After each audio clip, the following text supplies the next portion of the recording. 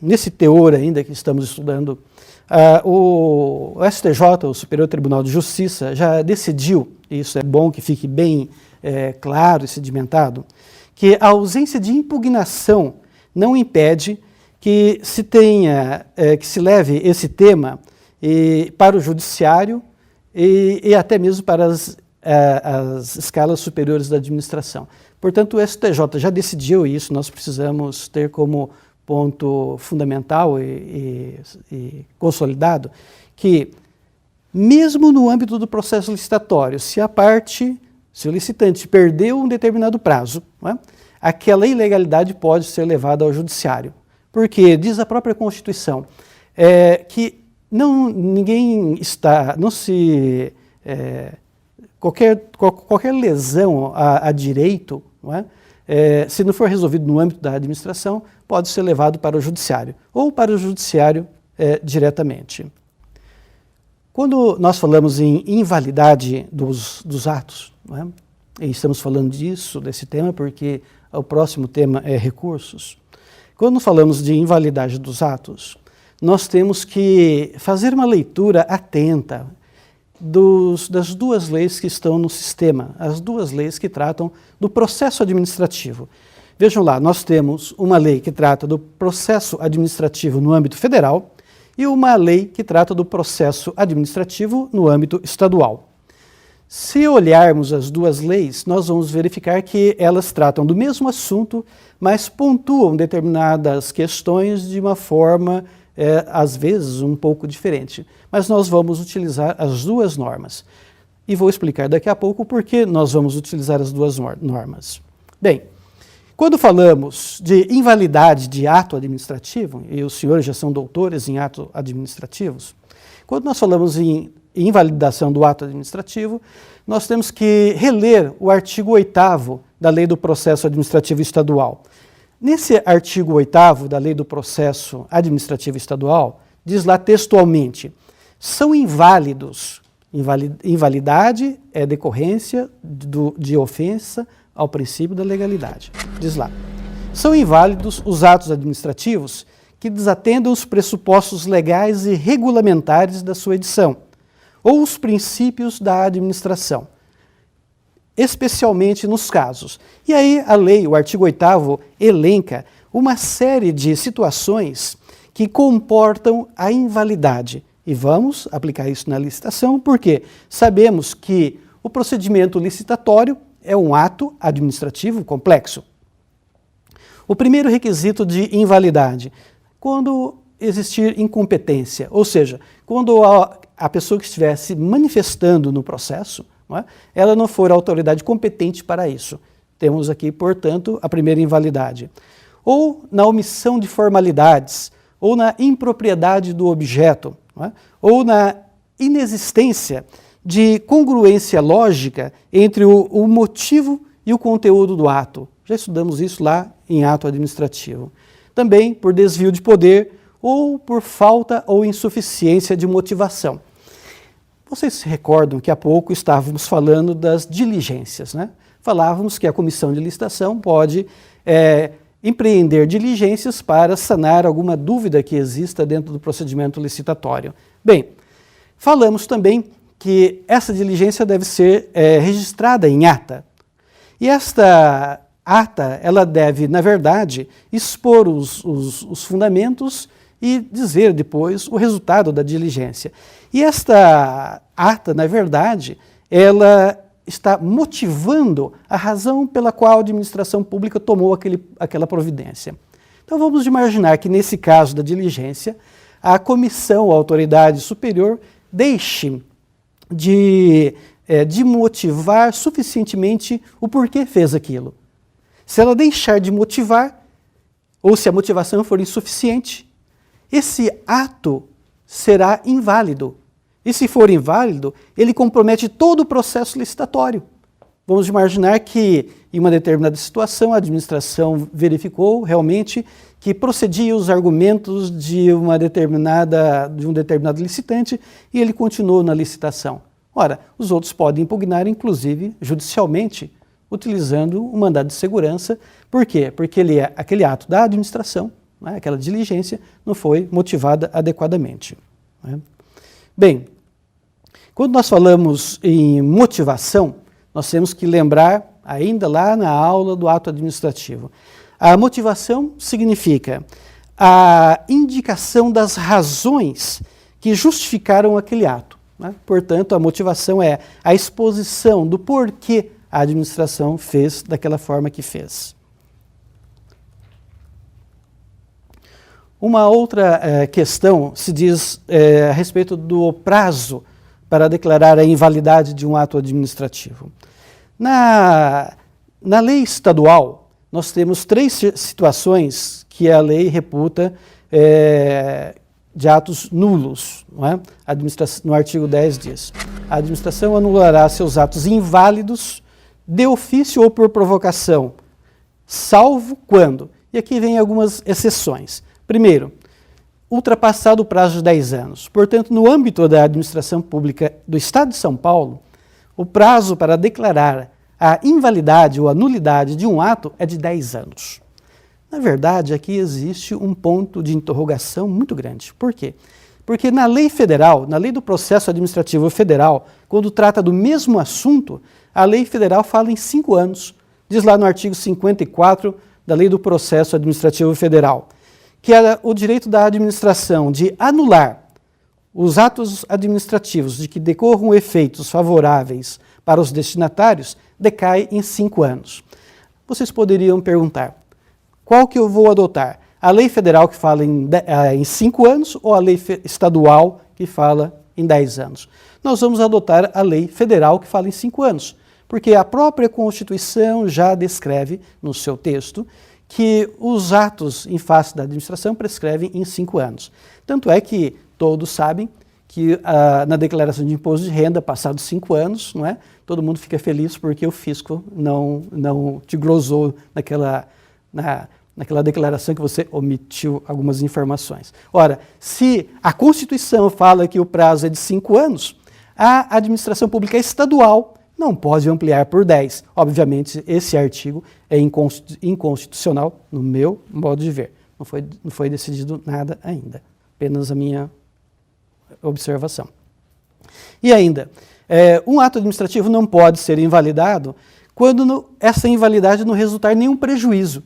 Ou seja, o ato administrativo só pode ser anulado se tiver algum prejuízo, ou para o licitante ou para a administração. E o ato administrativo também não será anulado, não será invalidado, se for passível de convalidação. E nessa mesma lei estadual que eu disse para vocês, o artigo 11 fala da convalidação. Diz lá textualmente no artigo 11. A administração poderá convalidar os seus atos inválidos quando essa invalidade decorrer de vício de competência ou de ordem formal. E aí ela coloca algumas desde que, né? Quando ela pode fazer isso? No caso de vício de competência, quando a convalidação desse ato for feito por uma autoridade competente, ou seja, a autoridade competente atuou e depois vem a autoridade competente e convalida aquele ato. É claro que existe aqui também uma exceção, né? Desde que não se trate, não é? de competência indelegável. Não é? Aí realmente não tem como sanar ou convalidar aquele ato. E ainda na hipótese de vício formal, né? Desde que ele possa ser suprido de forma eficaz, a administração pode convalidar esse ato. Né? Portanto, em síntese, nós podemos afirmar que não será admitida a convalidação de um ato administrativo ilegal quando restar prejuízo para a administração ou para terceiros. Não é? Aí, nesse caso, não existe a possibilidade de convalidação. Ou também quando ele estiver sendo impugnado. Não é? Agora entraremos no terceiro e último tema dessa videoaula. Vamos falar de recursos. Quando falamos de recursos, os servidores, normalmente, que trabalham no processo licitatório, têm uma verdadeira ojeriza, não é? Quando se fala em recursos. Eu mesmo já ouvi várias pessoas dizendo: você acredita que aquele licitante recorreu? Como se o recurso fosse alguma coisa que denegrisse, não é, a imagem do servidor. Não é? Eu já ouvi em determinadas situações o servidor falar, olha, você acredita que a empresa tal entrou com mandado de segurança? Como se isso fosse alguma coisa tão assim inusitada. Não, faz parte do dia a dia. Portanto, nós temos que entender, quando falamos de recursos, que o licitante só vai recorrer quando ele percebe que existe alguma coisa errada e sabemos que a administração só pode fazer aquilo que a lei manda. Portanto, se o licitante ou qualquer pessoa perceber que existe alguma irregularidade, tem direito a se opor contra isso. No caso dos recursos, obviamente, somente aqueles que estejam participando do processo licitatório. Porque se não estiver participando do processo licitatório, não tem legitimidade para recorrer.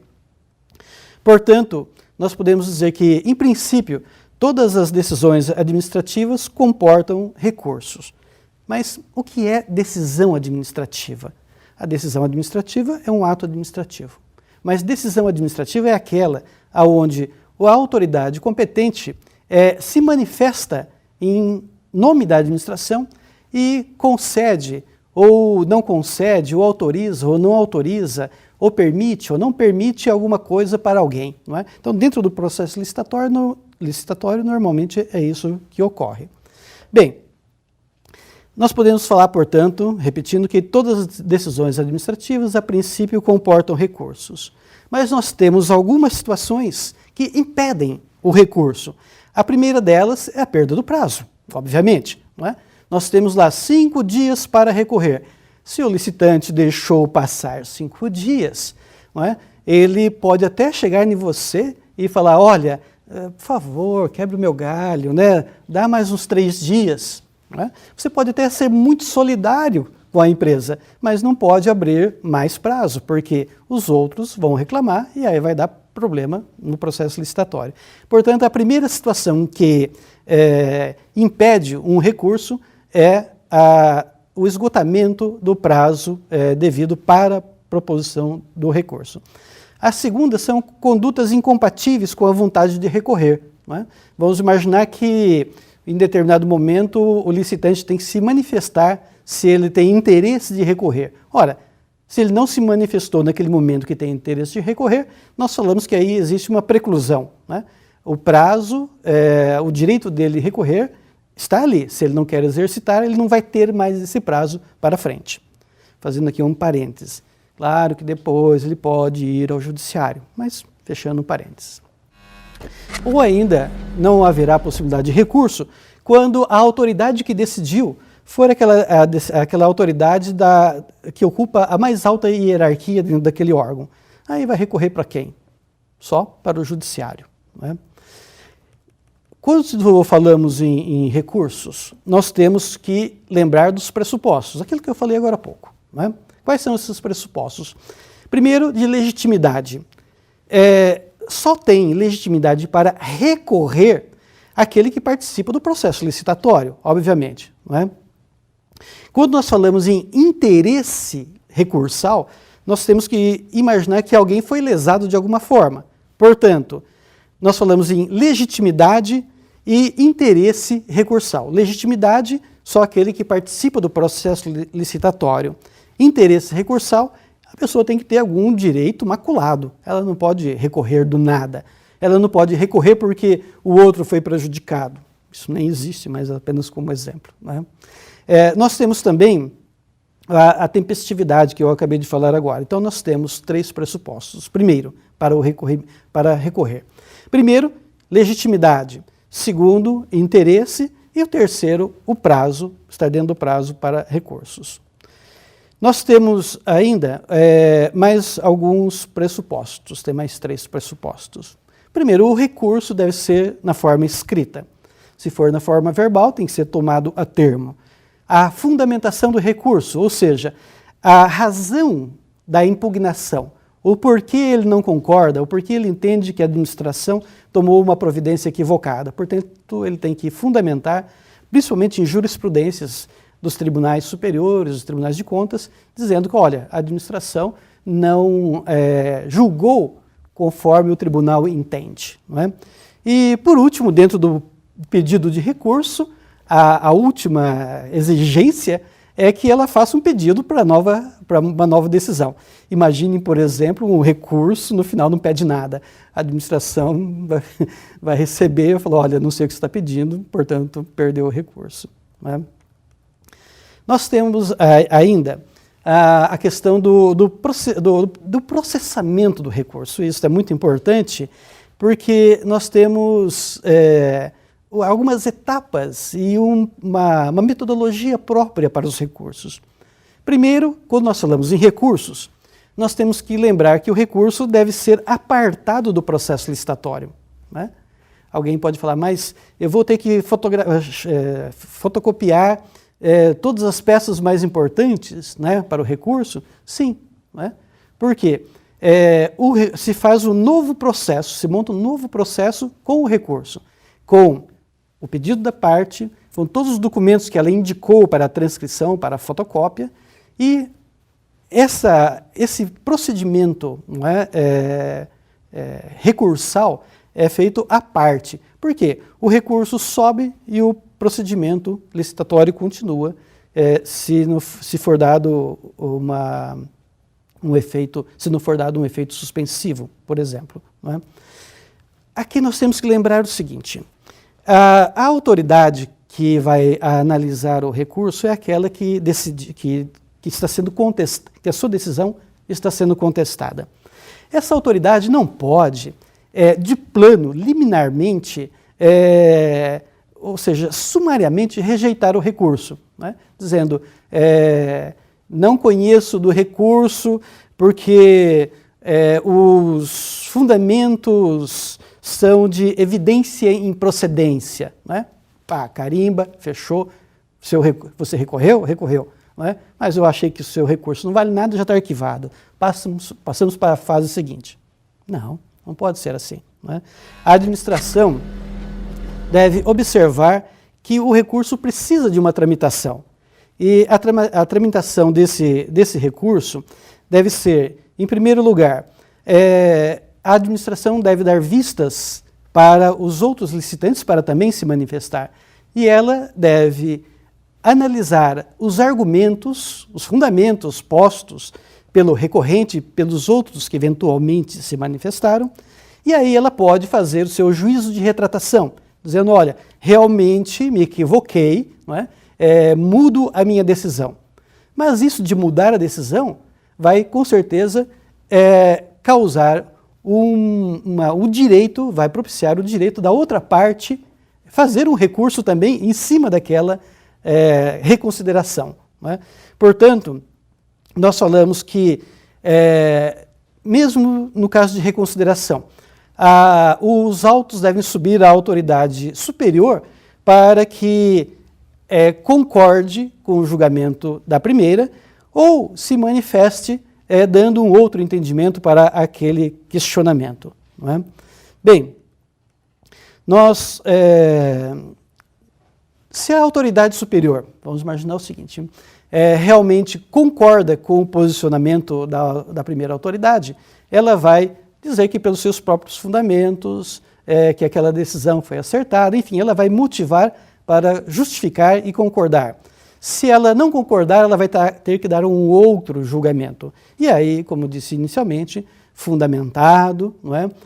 Com a vista a todas as demais partes, e ela vai ter que decidir, em última instância, sobre aquele assunto. E aqui nós temos que lembrar, mais uma vez, não é porque a autoridade superior, não é, de um determinado órgão decidiu, em última instância, sobre aquele determinado assunto, que o licitante tem que se convencer daquilo. Não, o licitante ele pode buscar o amparo no Poder Judiciário, porque o que normalmente ocorre, infelizmente, é que a autoridade superior no recurso, ela praticamente nem analisa as razões das partes e simplesmente diz que o fulano primeiro lá, a autoridade primeira, está com razão. E concorda com o que primeiro disse. Mesmo não leva o caso à assessoria jurídica, enfim, não faz uma análise criteriosa de legalidade sobre a sua obrigação de analisar aquele recurso. Aí o licitante, obviamente, vai até o judiciário. E, indo ao judiciário, ele pode, no mandado de segurança, solicitar a suspensão do certame até que se decida o mérito. E aí a coisa fica muito complicada, como sabemos. Não é? Bem, acredito que esses temas que eu levantei sejam, dentre muitos, os mais importantes, não é, que mereciam destaque para esse momento. Espero que estas abordagens sejam elucidadoras, sejam interessantes para vocês, e quero me colocar à disposição para o fórum de dúvidas, para o chat, se quiserem trocar alguma ideia, alguma experiência, alguma questão que ocorre no dia a dia com a repartição. Enfim, estamos todos, eu e os demais tutores, à inteira disposição. Quero com isso finalizar e desejar a todos uma boa semana de trabalho. Até a próxima.